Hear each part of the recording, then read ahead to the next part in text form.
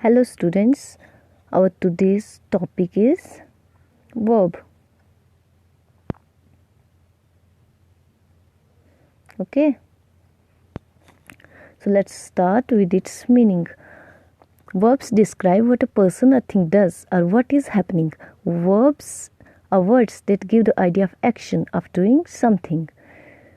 For example, words like run, fight, do and work all convey action, but some verbs do not give the idea of action, they give idea of existence, of state, of being.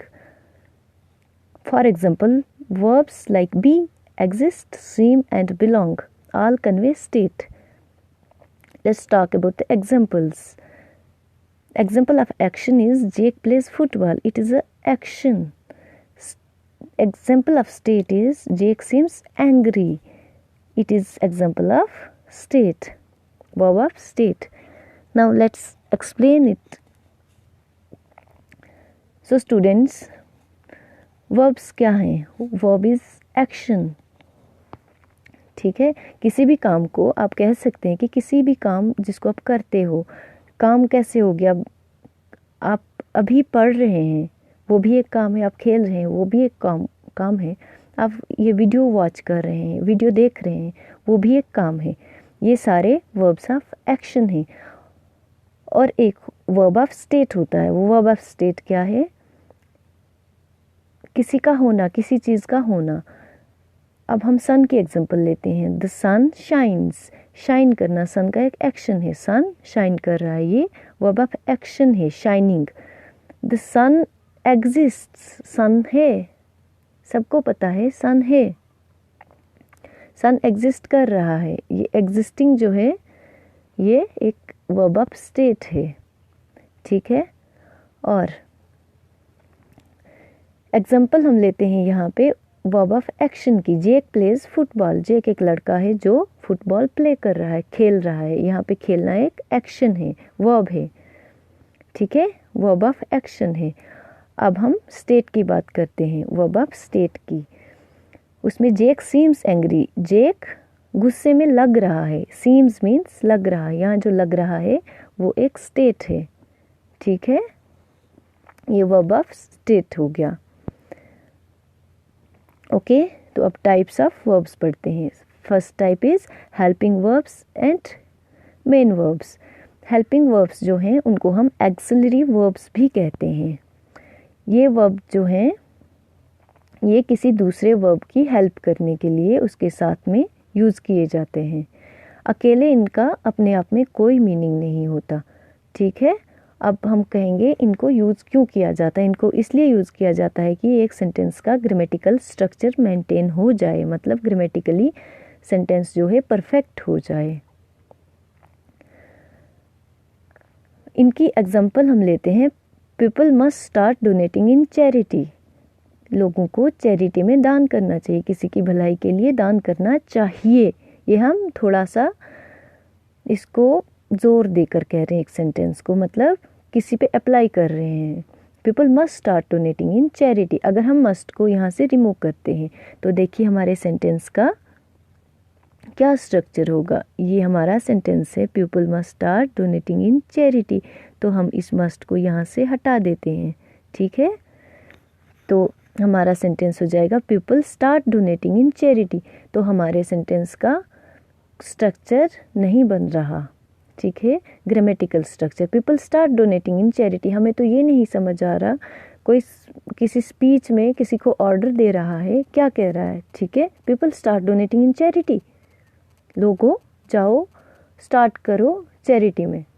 ठीक है, ये तो इसका structure नहीं बन रहा. और अगर हम मस्ट लगाते हैं अपना हेल्पिंग वर्ब तो देखिए हमारा स्ट्रक्चर कैसा बनता है. पीपल मस्ट स्टार्ट डोनेटिंग इन चैरिटी.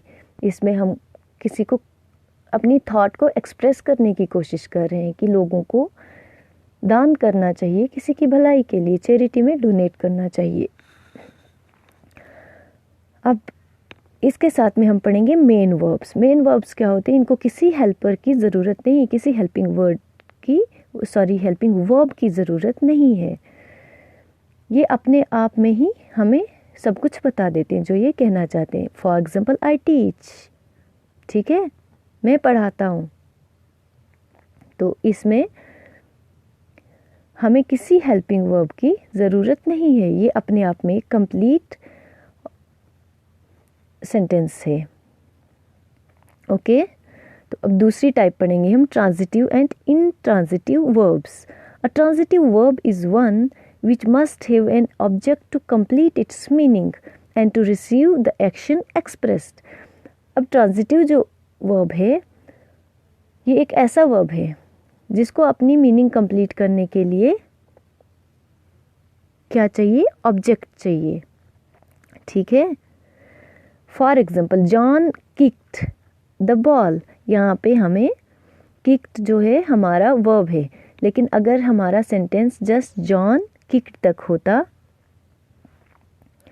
और द बॉल नहीं होता, ओके, जॉन किक्ड, तो हमारा सेंटेंस उतना मीनिंगफुल नहीं रह जाता। जॉन किक्ड, जॉन ने किक किया, अब किस चीज़ को किक किया हमें कुछ नहीं पता, इसलिए हमें अपने इस वर्ब के साथ ऑब्जेक्ट लगाना। ऑब्जेक्ट मीन्स किस चीज़ के साथ इसने एक्शन किया। अब हमारा वर्ब एक्शन तो है ही, verbs, all verbs are actions, ठीक है। अब किस चीज़ को किक किया वो हमें पता नहीं है, तो हम कुछ समझ नहीं पा रहे हमारे सेंटेंस से, जो कि है जॉन किक्ड। अब अगर हम जॉन किक्ड के आगे हम इसका ऑब्जेक्ट इसे प्रोवाइड करते हैं, ठीक है, तो हमारा सेंटेंस कैसा बनेगा, जॉन किक्ड द बॉल। अब ये हमारा सेंटेंस है जॉन किक्ड द बॉल, और हमारा इसमें जो वर्ब था वो किक्ड था, तो वर्ब को अब अपना ऑब्जेक्ट मिल गया और हमारा सेंटेंस कंप्लीट हो गया, ठीक है। अब हम पढ़ते हैं an intransitive verb. An intransitive verb is one which is complete in itself or which is completed by other words without requiring an object। अब देखिए, ट्रांजिटिव में हमें ऑब्जेक्ट चाहिए था, इंट्रांजिटिव में हमें ऑब्जेक्ट नहीं चाहिए, हमारा जो वर्ब है अकेले ही काम करेगा। एग्जाम्पल है जॉन टॉक्ड विद राम, ये भी हो सकता था, हमें ऑब्जेक्ट अगर मिल जाता तो भी चलता, but if there is no object, John अकेले भी तो बात कर सकता है ना, इसीलिए जॉन टॉक्ड, जॉन बात कर रहा था। अब हमारा जो था फर्स्ट जॉन, ये ट्रांजिटिव वाला, इसमें आप देखिए ट्रांजिटिव में था जॉन किक्ड द बॉल, यहाँ पे हमारे पास बॉल था ऑब्जेक्ट, और यहाँ पे हमारे पास जॉन टॉक्ड के आगे कुछ नहीं है। John talked with Ram, John talked with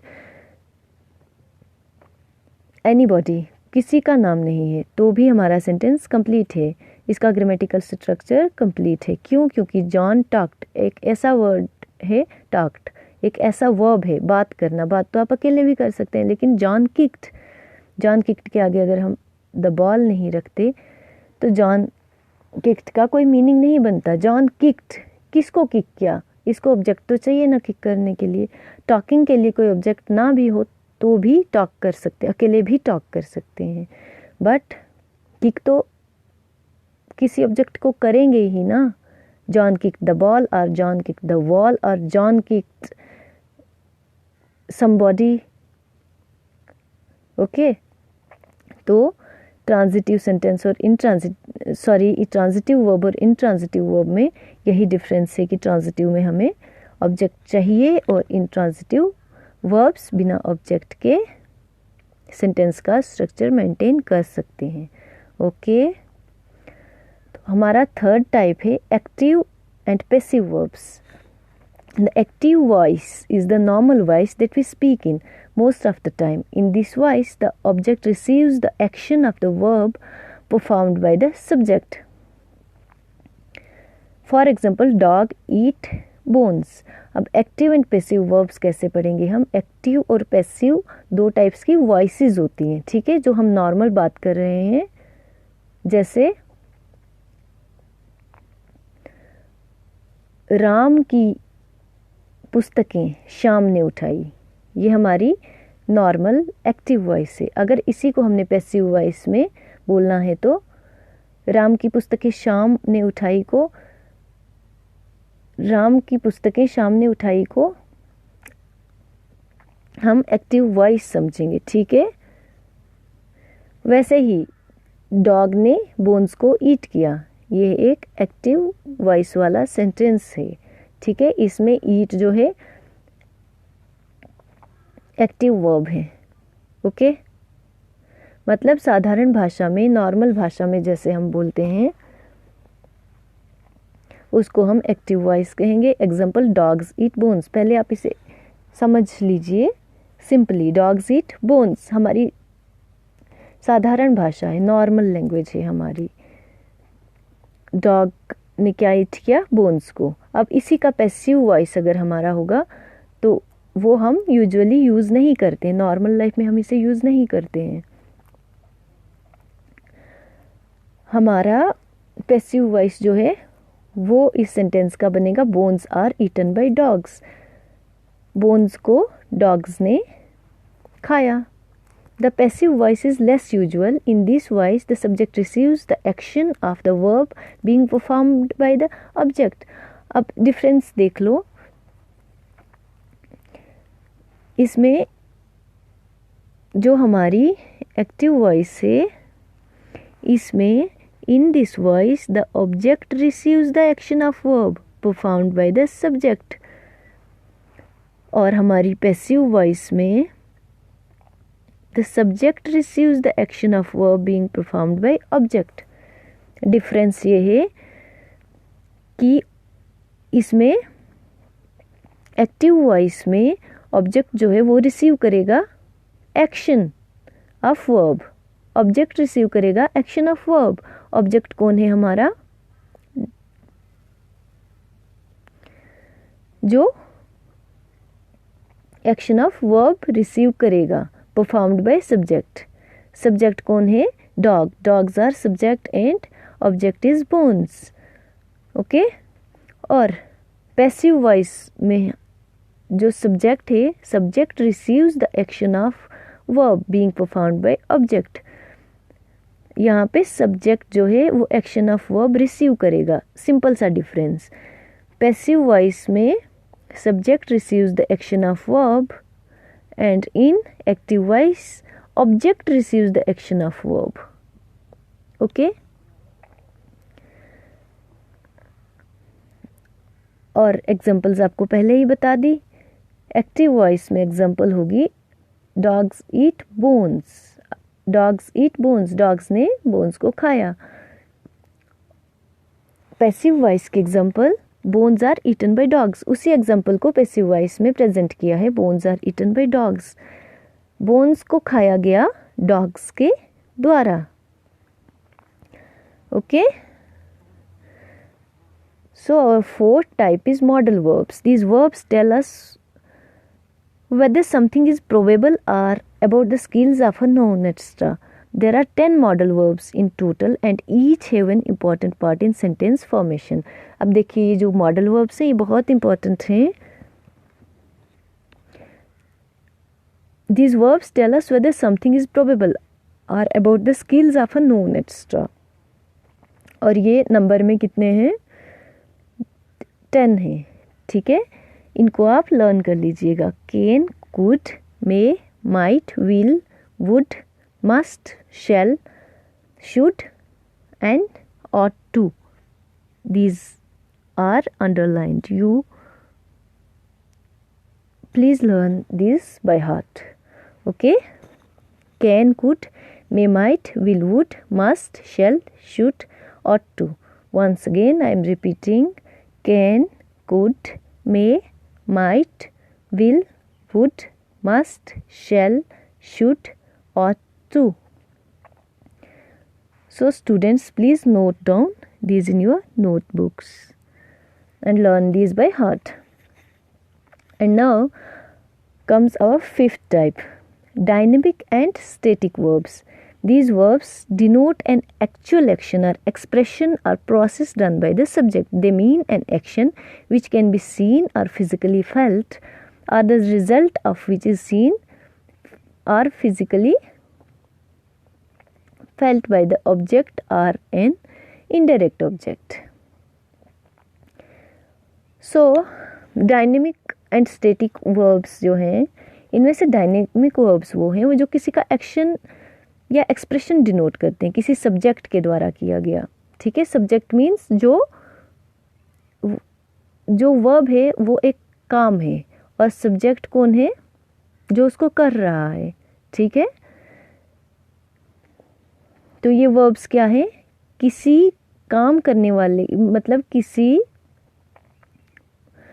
action करने वाले के द्वारा जो एक्शन किया गया है उसको डिनोट करते हैं। जो ऐसा एक्शन जो कि फिजिकली, जिसको हम देख सकते हैं, या जिस एक्शन को हम देख सकते हैं, या जिस एक्शन का रिजल्ट हम देख सकते हैं, वो है डायनेमिक वर्ब।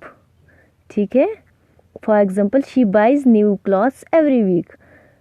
तो हमें क्या दिख रहा है इसमें, शी जो है वो हमारा सब्जेक्ट है। ओके, तो वो क्या, शी क्या करती है, she means any girl, any female, वो क्या करती है, she buys new clothes every week, हर हफ्ते नए कपड़े खरीदती है। तो हमें दिख रहा है ना, हमें दिख रहा है कि वो हर हफ्ते नए कपड़े खरीदती है। तो ये डायनेमिक एक्शन है, डायनेमिक वर्ब है। ओके, और दूसरा स्टैटिक वर्ब। स्टैटिक में हम देखेंगे, these verbs refer to state of the subject or the situation of the subject. Stative verbs tell us about the state of mind of the subject or relation between the state and the subject. अब किसी के mind की जो बात है, किसी के mind से जो एक्शन हो रहा है, जैसे prefer, she prefer strawberry jam. Prefer मतलब उसका मन करता है, वो हमेशा यही प्रेफर करेगा, क्या, स्ट्रॉबेरी जैम। किसी की पसंद क्या है, वो हमें उसके एक्शन से, मतलब उसकी मेंटल सिचुएशन से पता चलेगी ना, उसकी पसंद क्या है। जैसे अगर छोटा बेबी है तो he will prefer toy. Okay, तो अगर कोई एडल्ट है तो वो तो टॉय को प्रेफर नहीं करेगा। सपोज आप किसी को 2 ऑप्शन देते हो, आप टॉयज़ लेंगे या लैपटॉप लेंगे, तो अगर एक बहुत छोटा सा बेबी है वो टॉय प्रेफर करेगा, उसकी स्टेट ऑफ माइंड उसे क्या बताएगी, टॉय लेने को। और अगर कोई एडल्ट है तो वो टॉय को प्रेफर नहीं करेगा, वो एज़ कम्पेयर टू टॉय आपके लैपटॉप को प्रेफर करेगा। ओके, तो ये एक स्टेट ऑफ माइंड है। ठीक है, तो लास्ट हमने क्या पढ़ा, dynamic and static verbs. Okay, तो अब इन नटशेल वर्ब क्या होता है, verb is one of the main parts of sentence और क्वेश्चन इन इंग्लिश। वर्ब जो है हमारे सेंटेंस का या किसी क्वेश्चन का एक पार्ट है। इंग्लिश में हम इसे वर्ब कहते हैं, हिंदी में हम इसे क्रिया कहते हैं। ओके, और ग्राउंड सिचुएशन क्या है, मतलब रियलिटी क्या है कि कोई भी सेंटेंस और कोई भी क्वेश्चन एक वर्ब के बिना नहीं होता। ओके, वर्ब जो है पार्ट ऑफ स्पीच है, और इसके बिना कोई भी सेंटेंस और कोई भी क्वेश्चन अधूरा है। ओके, फॉर एग्जाम्पल आपको एग्जाम में क्वेश्चन आता है, verb tell us the types of the verbs, तो इसमें भी आपका एक वर्ब छुपा हुआ, टेल आपको बताना है, बताने का काम करना है। That means verbs exist in every sentence. Okay, so students, our today's topic is completed, and keep practicing using the verbs, and if there are any doubts you can ask me. Okay.